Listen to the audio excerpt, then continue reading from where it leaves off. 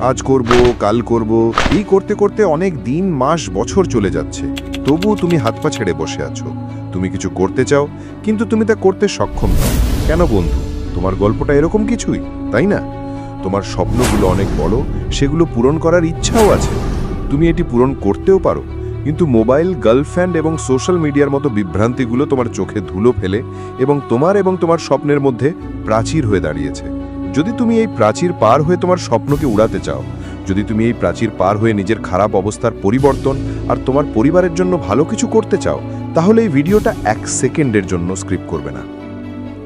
এই পৃথিবীতে কোনো মানুষের ভ্যালু ততক্ষণই কেউ দেয় না যতক্ষণ না সে অনেক মূল্যবান কেউ হয়।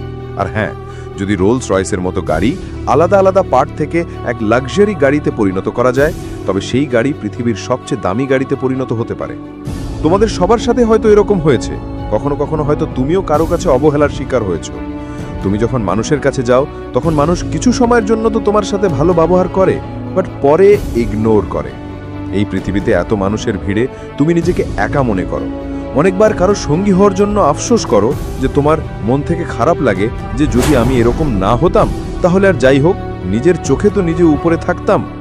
কোনো ব্যাপার না, যা এখন পর্যন্ত হয়নি তা এখন হবে। এই ভিডিওর পরে তোমার ভাগ্য অবশ্যই চমকাবে। শুধুমাত্র একটা জিনিসের খেয়াল রাখবে, আগামী 7 থেকে 8 মিনিট তোমার আগামীর 70 বছরের কাজে আসবে। তাহলে 7-8 মিনিটের জন্য কিন্তু কিপটামি করবে না। এখন থেকেই 5টা টিপস 7 দিন মনের মধ্যে গেঁথে নাও। মন আর কান খুলে ভালোভাবে টিপসগুলো জেনে নাও। Tips number 1, practice your time management skill. মানুষের সময় খারাপ যায় শুধুমাত্র এই জন্য কারণ সঠিক সময় নিজের কাজ শেষ করতে পারে না, বরং ওটাকে টেনে টেনে আরও ডিফিকাল্ট করে ফেলে। আর যখন পেছন ফিরে তাকায়, তখন কাজের পাহাড় হয়ে যায়। আর এতটাই কাজ জমে থাকে যে মানুষ এই কাজের প্রেসারে ধীরে ধীরে ধ্বংস হওয়া শুরু করে। পৃথিবীর সব স্কিলস একদিকে, আর সময়কে সঠিকভাবে মেনটেন করার স্কিল একদিকে। আমি তোমাকে বলে দিচ্ছি, একজন স্টুডেন্ট কেন ফেল করে? কারণ সে টাইম ম্যানেজ করতে জানে না।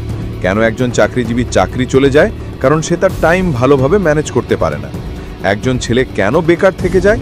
কারণ সময় যখন ছিল হয়তো সে ওই টাইমের সুযোগ নেয়। টাইম ম্যানেজমেন্ট একটা এরকম স্কিল, এটা যদি কারো কাছে থাকে তাহলে সেই মানুষটা কত কিছুই না করতে পারে। আগামী 1 সপ্তাহ একটা ছোট্ট শর্ত হলো টাইম ম্যানেজ করা শুরু করো। আর এটা কিভাবে করবে তাও আমি বলে দিচ্ছি। প্রথমে 2টা টাইম ফিক্স করো, রাতে তাড়াতাড়ি শোবার আর সকালে তাড়াতাড়ি উঠার। প্রথম প্রক্রিয়াটা ফলো করো, এতে তোমার এনার্জি হবে। তারপর সকালে যখন ঘুম থেকে উঠবে 5টা, 6টা কিংবা 7টা বাজে, উঠে ফ্রেশ হয়ে নাস্তা করে নাও। এরপরে যত ডিফিকাল্ট এবং ইম্পর্ট্যান্ট কাজ আছে সকাল 8টা থেকে 12টার মধ্যে শেষ করো, যা মানুষ পুরো দিনেও করতে পারে না, তাও 4 ঘন্টা করতে পারবে। কারণ তোমার মন এবং মাইন্ড একদম ফ্রেশ থাকবে, যার জন্য তোমার কাজ অনেক তাড়াতাড়ি হবে। টাইম মতো কাজ শেষ করা অথবা টাইমের আগে শেষ করে ফেলা, একেই তো গুড ম্যানেজমেন্ট বলে। কাজটি সময়ের ভ্যালু মনে করে শেষ করো, আর আগামী 1 সপ্তাহের জন্য মনে মনে একটু একটু প্র্যাকটিস করো।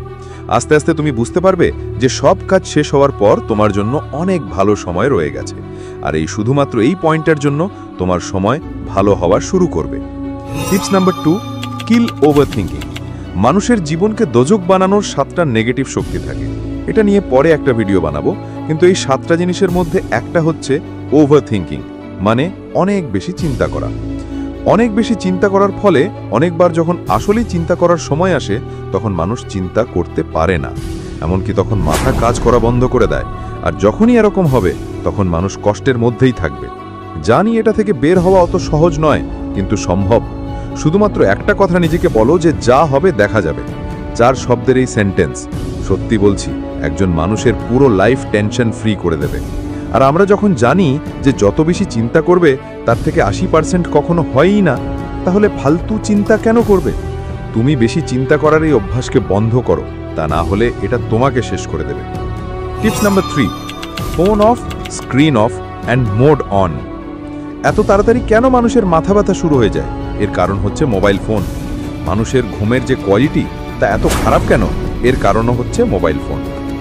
মানুষের ফোকাস, কনসেন্ট্রেশন, মানসিক শক্তি, ডেডিকেশন লেভেল দিন দিন এত কমে যাচ্ছে কেন? এর কারণ শুধুমাত্র এই মোবাইল ফোন। রাত হলো ঘুমানোর জন্য, কিন্তু অজব মানুষেরা এর ভ্যালু জানে না।